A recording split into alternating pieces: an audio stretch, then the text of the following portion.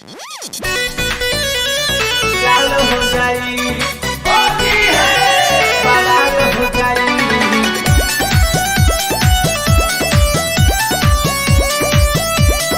अर्धस्वर recording studio Patna.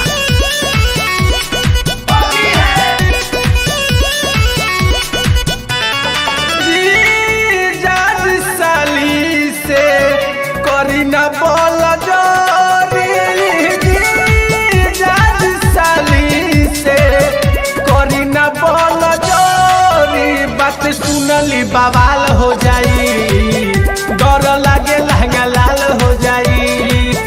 बात सुनी ना बवाल हो जाई, डर लागे लहंगा लाल हो जाई।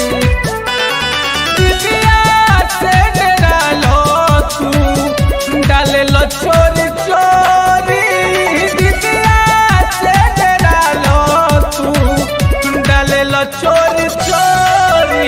बात सुनी ना बवाल हो जाई, डर लागे लहंगा लाल हो जाई।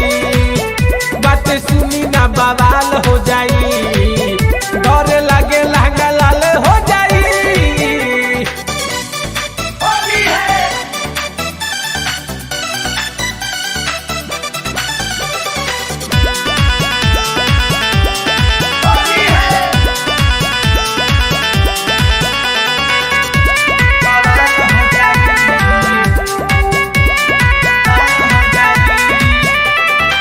कलर तू डलल भीतर ले मलल, अभी ले बाड़ा भाभाला हो।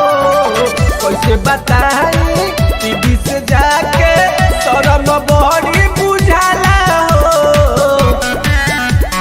लाल हो जाई कलर तू डलल भीतर ले मलल, अभी ले बाड़ा भाभाला हो। कैसे बताई दीदी से जाके शरम बहुते बुझाला हो। मारे लोग मजा कवन भीतरी घुसा के, मारे लोग मजा कवन भीतरी घुसा के। डर लागेला बवाल हो जाई, सुनी जीजा लहंगा लाल हो जाई।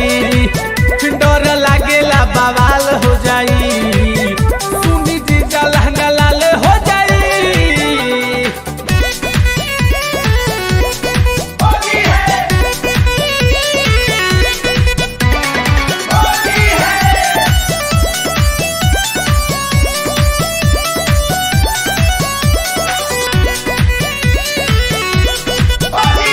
अर्धस्वर रिकॉर्डिंग स्टूडियो पटना।